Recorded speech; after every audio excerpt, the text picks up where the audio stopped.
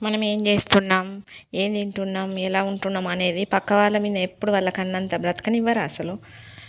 కిటికీల నుండి పొద్దున chicken curry వండుతుంటే వాసన గుప్పుమని వాళ్ళకి వెళ్ళినట్టుంది.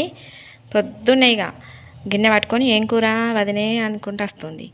అంటే మనం వాసన చూసింది అంటే ఏదో ఒక వంకతో అట్లా రావాలన్నమాట.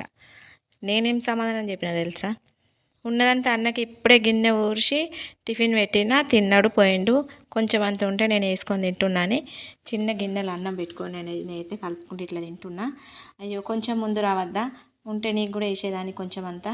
అయ్యో ఎంత పని అయిపోయి ఎంగిల్ చేసినాక వస్తేవని నేను కూడా చెప్పిన ఇక సమాధానం.